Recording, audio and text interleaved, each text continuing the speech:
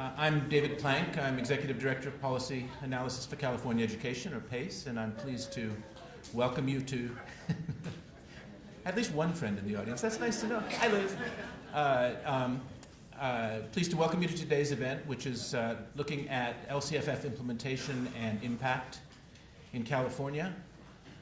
So I'll thank you, first of all, for coming out on what seems to be the hottest day of the year, and for overcoming the truck parade. Someone explained this to me just a moment ago, which is that apparently there are trucks driving around the Capitol because they do that once a year, and it turns out that today is the day. So they're having a lot of fun, but they're causing problems for the rest of it. But more seriously, we really are in a critical moment for LCFF, and I think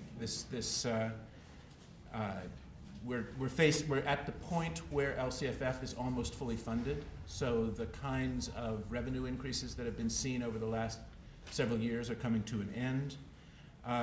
The accountability system that has been promised for the last few years is now almost fully in place. So we have to now decide whether that's working or not. And we have elections coming up.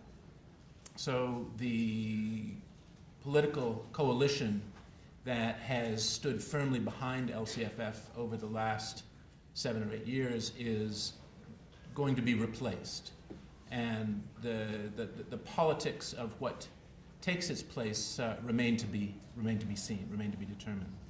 So it's a good moment to reflect, I think, on how we're doing with LCFF, what's changed as a consequence of LCFF implementation, and what remains to be done. And today, in the conference today, we're going to address those questions in a somewhat unusual order, at least for PACE.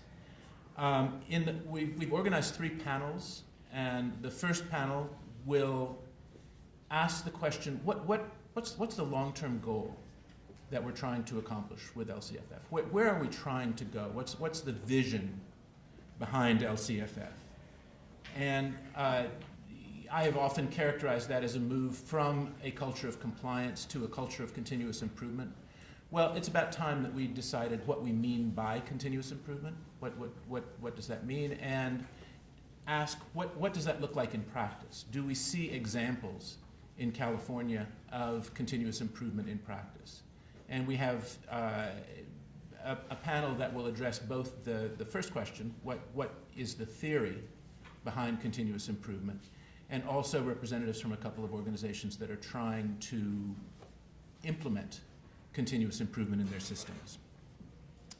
The second panel asks, well, what do we need to bring this to scale, to make continuous improvement the guiding principle in California's education system overall? And I had a conversation a month or so ago with someone from Michael Fullen's organization. And we were talking about the move from compliance to continuous improvement. And the sort of, I think, aha moment for both of us was when he said, well, under NCLB, we assumed that school administrators knew what to do. They knew the right thing to do, and they didn't do it because their incentives were not properly aligned or the accountability system was insufficiently strict. They didn't feel under any obligation to do the right thing. And so in California, we recognized early that that wasn't going to work. We moved to local control funding formula, but we had a similar assumption, which is that local administrators know what to do, but they're constrained by all of the rules and categorical funding streams and other constraints that we put on them in Sacramento.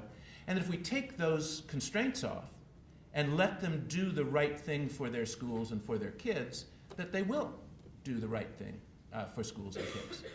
And I think what we've learned, certainly with the experience with NCLB and now the experience with LCFF, is that a lot of California school administrators simply don't know what to do.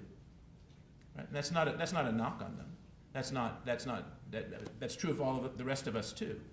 But that we don't know what works for kids, and we certainly don't know what works for the kids who interest us most, the kids in the unduplicated groups, English learners, kids in poverty, foster youth. And we don't know what works for all kids all the time. So we really need to engage in a process of learning, okay? That we as educators at every level of the system need to engage in a process of learning that will allow us to learn over time what works for which kids, under which circumstances. And that I think is the vision behind LCFF, is that California's education system will transform itself into a learning system, into a system that can adapt to the needs of the very diverse students that we serve, and get better over time as a consequence. But that certainly remains to be proven.